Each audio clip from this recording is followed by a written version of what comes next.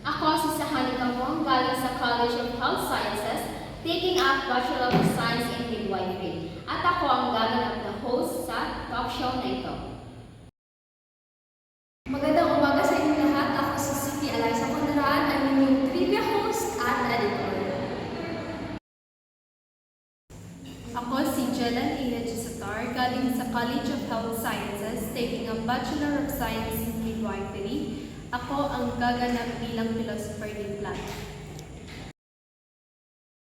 Ako si Siti Hayang S. Haji Kusain, galing sa College of Health Sciences, taking up Bachelor of Science in Nursing, gaganap bilang isang philosopher na si Aristotle. Ako si Hamza Biondi, nagaganap bilang Socrates. Ako si Rahman Siti Asnia, galing sa College of Health Sciences, taking a Bachelor of Science in Midwifery, gaganap bilang commercial artist.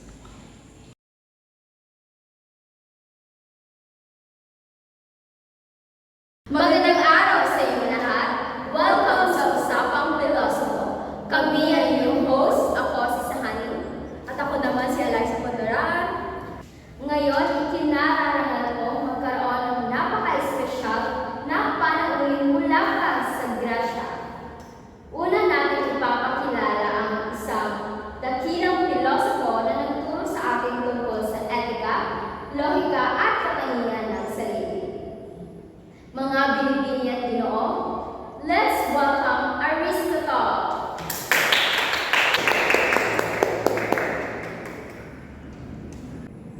Hello Aristotle! Alam mo, ilang siglo nang pinag-uusapan ng mga tao ang tungkol sa iyong mga ideya. Ngunit ngayon, gusto namin marinig ito ng diretso mula sa iyo. Sikat ka sa iyong mga ideya sa kaluluwa. Maaari mo bang ipaliwanag sa amin? Ano ang pananaw mo sa sarili? Ang sarili o tinatawag kong kaluluwa ay talagang isang kamangha-manghang paksa. Sa aking trabaho, hinahati ko ang kaluluwa sa tatlong bahagi. Ang una ay ang vegetatibong kaluluwa, ang pangalawa ay ang sensitibong kaluluwa, at ang panghuli ay ang makatwirang kaluluwa. Ang kaluluwa ang tunay na nagpapaiba sa mga tao sa iba pang nilalang. Dahil pinapayagan tayo nito, mga tuwiran, maghanap ng kaalaman at maunawaan ang mundo sa ating paligid. Ibig kong sabihin, ang sarili ay konektado sa makatwirang bahagi ng kaluluwa. Pero Aristotle, paano ito namuugnay sa layunin ng tao sa buhay?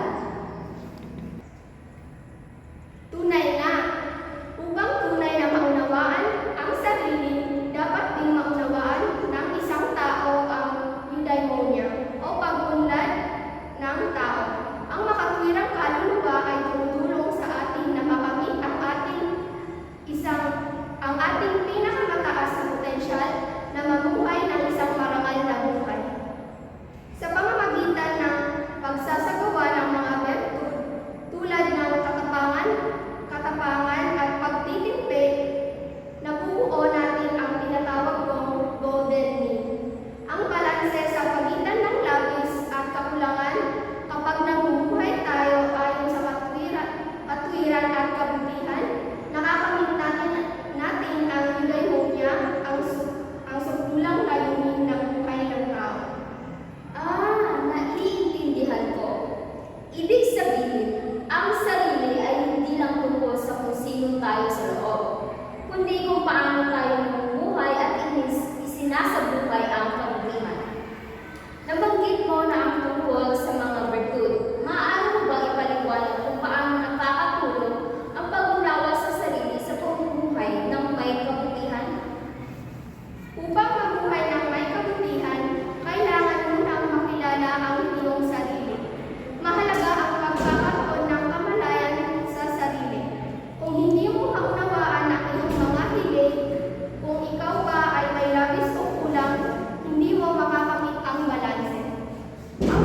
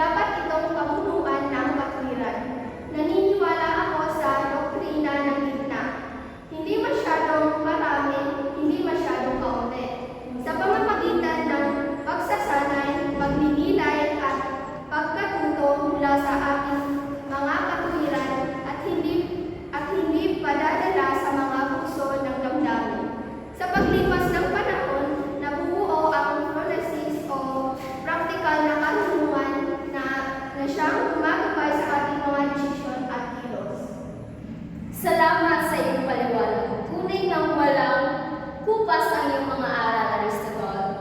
Bago tayo matapos, isang huling tanong. Ngayon, maraming tao ang pakiramdam ay malayo sila sa kanilang tunay na sarili. Ano ang may papayo mo sa kanila upang muling matuklasan kung sino talaga sila? Ang payo ko ay magpatuloy sila sa pagninilay-nilay at pag-aaral. Maghanap ng kaalaman tungkol sa mundo at sa kanilang sarili. Maglaan ng oras sa pagmumuni-muni sapagkat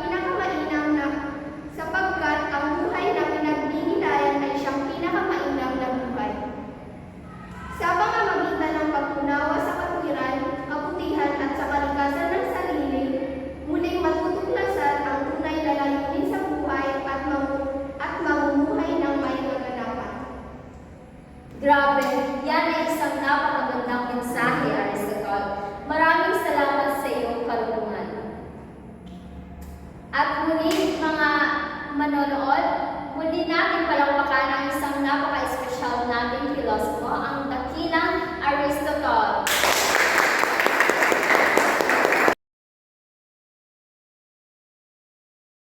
Lito na ako. Pagod na ako. Hindi ko na kaya. Ayoko na. Itong mga salitang to ay kadalasan mong maririnig sa isang estudyante o trabahante. Pero sa kabila ng lahat ng ito, naiisip niyo pa ba yung future niyo? Kaya ako, di ako basta-basta sumusuko. Kasi alam ko sa sarili ko na my partner is always on my side. Have an improved Kopi Ko Blanca creamy roasted coffee with New Zealand milk that adds more content that makes it creamiest to creamier to get you ready and focused. Actually, nakakapagod naman talaga ang pagtatrabaho o pag-aaral. But don't let negativity control you. Have a Kopi Ko Blanca. Thick, delicious, creamy.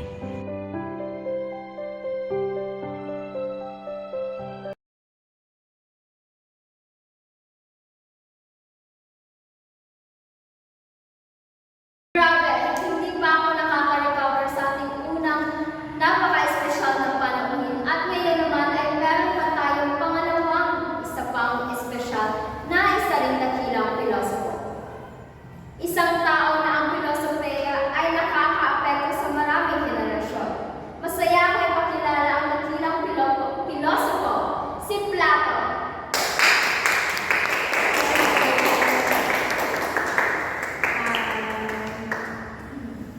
Plato, ang iyong konsepto ng kaluluwa bilang isang hiwalay na entidad mula sa katawan ay isa sa mga pundasyon ng iyong filosofiya.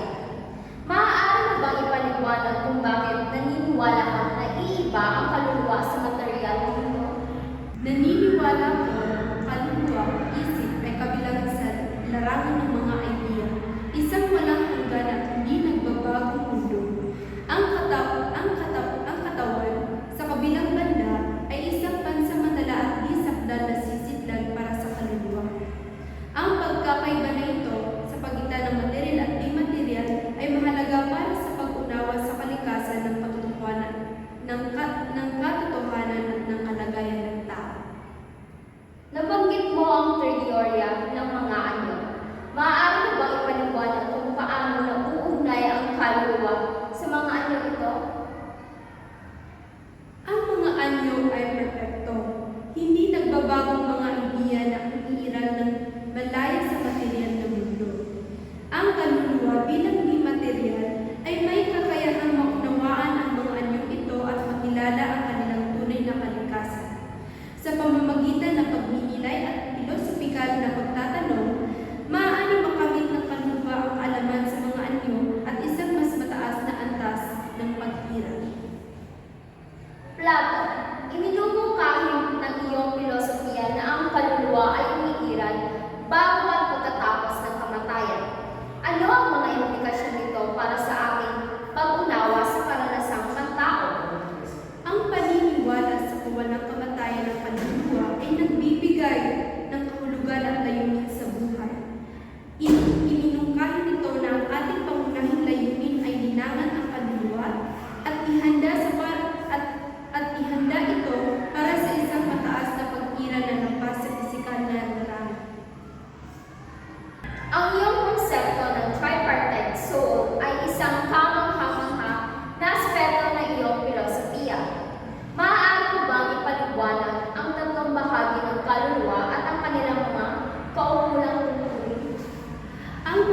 makatuwirang kaluluwa na matatagpuan sa ulo ay responsable sa pag-iisip, intelektual at mas mataas na mga kognitibong function. Ang spiritual na kaluluwa na matatagpuan sa dibdib ay nagpapatubad ng mga emosyon tulad ng pag-ibig, galit at ambisyon. Ang pag-apit na kaluluwa na matatagpuan sa tiyan ay nagtutulak sa mga pisikal na pagnanasa tulad ng bulong, uhaw at sexual na mga pagnanasa. Paano nagkakaugnay ang tatlong bahagi ng kaluluwa? Ang makatuwirang kaluluwa bilang mas mataas ay dapat na kontrolin ang spiritual at mapag-akit ng mga kaluluwa. Gayunpaman, sa maraming individual, ang spiritual at mapag-akit ng mga kaluluwa ay maaaring mangibabaw sa katwiran na nagbunulot ng alitan at kawalan ng balanse. Kapag ang tatlong bahagi ay nasa pagkakaisa, nakakaranas tayo ng panloob na kapayapaan at kabutihan. Plato, iminumungkahi rin ng iyong filosofiya na ang tunay na sarili ay makatuwirang kaluluwa. Ano ang ibig sabihin nito para sa ating pag-unawa sa kalikasan ng tao? Ang makatuwirang kaluluwa ang kakanyahan ng tao. Ang makatuwirang kaluluwa ang kakanyahan ng tao. Ito ang bahagi natin na may kakayahang maunawaan ng anyo at makamit ang tunay na kaalaman. Ang katawan at ang iba pang bahagi ng kaluluwa ay may instrumento lamang para sa makatuwirang kaluluwa. Salamat, Plato, sa iyong malalalim na mga sagot. Ang iyong filosofiya ay patuloy na nagbibigay inspirasyon sa mga tao sa mundo. Maraming salamat. Salamat din po.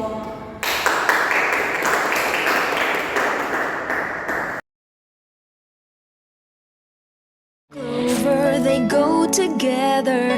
Finger and clover, my love affair.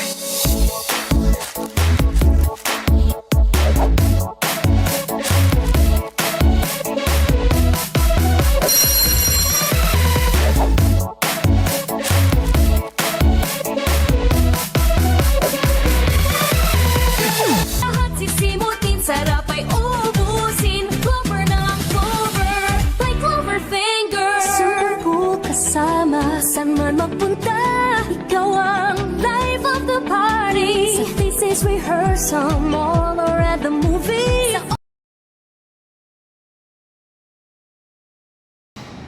Maligayang pagbabalik ng mga pilosopo.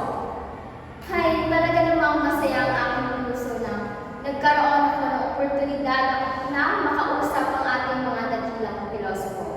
At hindi pa tapos dahil meron pa tayong panghuling panamuhin. Ang isa ring dakilang pilosopo, si Socrates.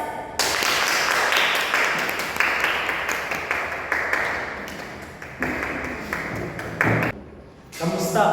Masaya akong maparito. Kami rin, isang karangalan na paunahan mo ang aming imbitasyon. At ngayon naman, Socrates, isa sa pinakasikat na parinala sa kasaysayan ng filosofiya, ay ang kilalanin ang sarili. Maaari mo bang ipaliwanag kung ano ang ibig sabihin nito? Siyempre, naniniwala ako na ang tunay na karunungan at kaligayahan ay nagmumula sa pag-unawa sa sarili. Ang pagkilala sa sarili ay maaaring makamit sa pamamagitan ng isang proseso ng pagtatanong at pagsusuri sa mga paniniwala at kilos ng isang tao. Ang pamamarang Socratic, isang anyo ng ginagawang pagtatanong, ay isang mahalagang kasangkapan para sa layunin ito. Nabanggit mo ang pamamaraang Socratic. Maaari mo ba ipaliwanag kung paano ito gumagana? Ang pamamarang Socratic ay nagsasakop ng pagtatanong ng isang sere ng mga tanong na naghahango sa mga pagpapalagay at kumahantong sa mas malalim na pag-unawa. Sa pamamagitan ng pagkikipag-usap sa iba, maaari natin matuklasan ang mga katotohanan ng nasa loob natin. Socrates, binibigyan diin ng iyong filosofiya ang kahalagahan ng kaluluwa. Ano ang tinuturing mong mahahalagang katangian ng kaluluwa? Ang kaluluwa ang pinagmumulan ng ating intelektual, moralidad at personalidad. Ito ang responsable sa ating kakayahang mag-isip, gumawa ng pagpipilian at maghabol ng kabutihan. Ang isang mahusay na binuo ng kaluluwa ay mahalaga para sa isang makabuluhan at kasiyasiyang buhay. Maaaring magtalo ang ilan sa pagkilala sa sarili ay isang mahirap at kahit na masakit na proseso. Ano ang payo mo sa mga nahihirapan sa pagtuklas ng kanilang mga sarili? Ang paglalakbay sa pagkilala sa sarili ay tunay na mahirap, ngunit huli ay nagbibigay ng gantimpala. Huwag matakot na tanungin ang iyong mga paniniwala at hanapin ang katotohanan. Makipag-usap sa iba at maging mapagpasensya sa iyong sarili. Tandaan, ang layunin ay hindi ang makamit ang perpekto, kundi ang magsikap para sa patuloy na pagbubuti. Maraming salamat, Socrates, sa iyong malalim na mga sagot. Ang iyong karunungan ay patuloy na nagbibigay ng inspirasyon sa mga tao sa buong mundo.